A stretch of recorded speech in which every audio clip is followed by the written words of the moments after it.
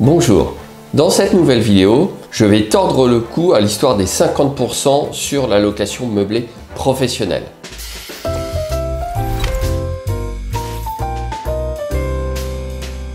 Je suis Dimitri Boujard, l'avocat investisseur. Je suis avocat en droit immobilier et fiscalité immobilière et investisseur immobilier. Alors, de quoi s'agit-il lorsque je vous parle des 50% en LMP? Régulièrement, on m'interroge sur le point de savoir à quel moment on va basculer de la location meublée non professionnelle à la location meublée professionnelle.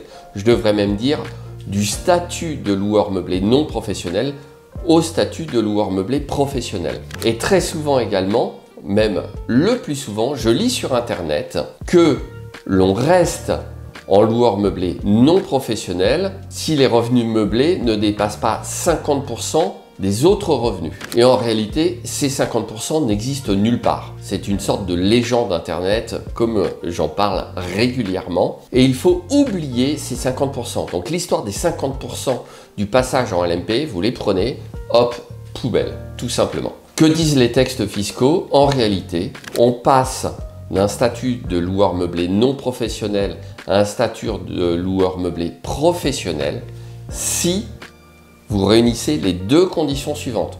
La première condition, réaliser plus de 23 000 € en revenus locatifs meublés annuels. Je ne reviens pas plus sur cette condition, il y a d'autres vidéos sur le sujet. La seconde condition, c'est qu'il faut que vos revenus locatifs meublés annuels, charges comprises, soient supérieurs à vos autres revenus d'activité professionnelle. Donc ce n'est pas à l'ensemble des revenus et on ne doit pas faire une addition revenus locatifs meublés plus autres revenus, on divise par 2 et on vérifie si les revenus meublés sont inférieurs à cette division par 2, donc à 50%. Tout ça, c'est tout faux. Ok. Vous devez tout simplement regarder revenus meublés, 42 500 €.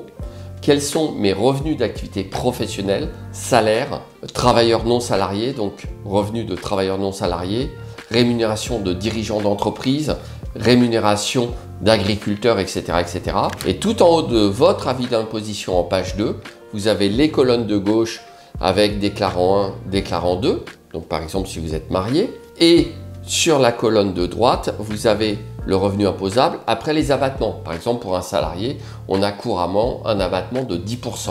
Donc on va prendre le montant du salaire annuel après l'abattement des 10%.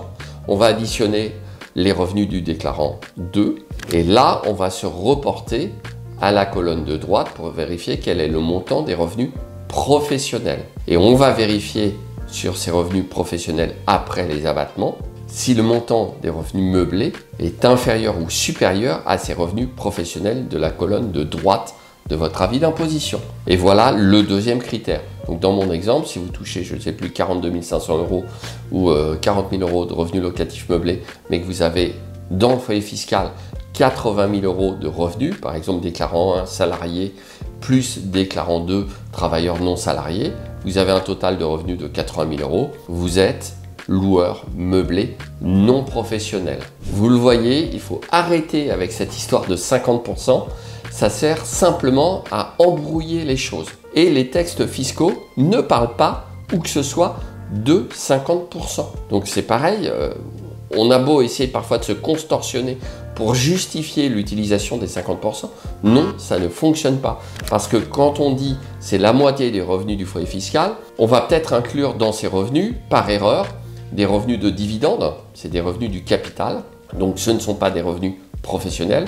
On va peut-être inclure également des revenus fonciers, qui sont les revenus qui proviennent de location nue. Et là encore, ils n'entrent pas en ligne de compte dans le calcul. Donc arrêtez de commettre cette erreur. Vous voyez, finalement, c'est relativement simple une fois de plus, dès lors qu'on revient un petit peu à l'origine du texte. Voilà, j'espère que cette vidéo où on met à la poubelle les 50% vous aura éclairé sur le sujet, que maintenant ça va être plus simple pour vous dans la compréhension de ce qui est très important.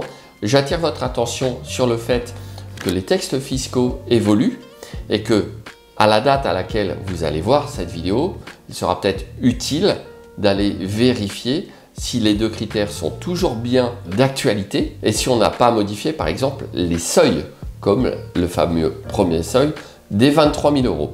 J'aurai l'occasion de revenir sur d'autres particularités entre location meublée de courte durée et location meublée de longue durée classique par rapport au sujet loueur meublé professionnel et URSSAF, mais ceci fera l'objet d'une autre vidéo. Alors bien sûr, ce sont des sujets un petit peu complexes.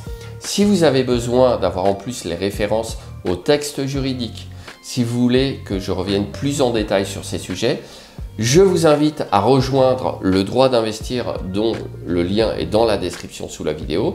C'est mon podcast pour investisseurs immobiliers.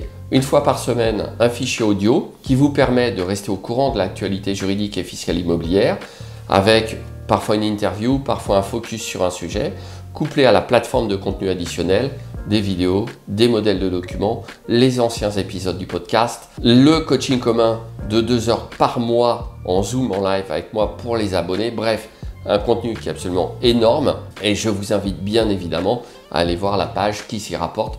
Je serai ravi de vous retrouver dans le droit d'investir. Abonnez-vous à la chaîne si cette vidéo vous a paru utile, si elle vous a plu, partagez, likez, bref, aidez-moi à faire grossir la chaîne. Je vous retrouve tout de suite dans la prochaine vidéo.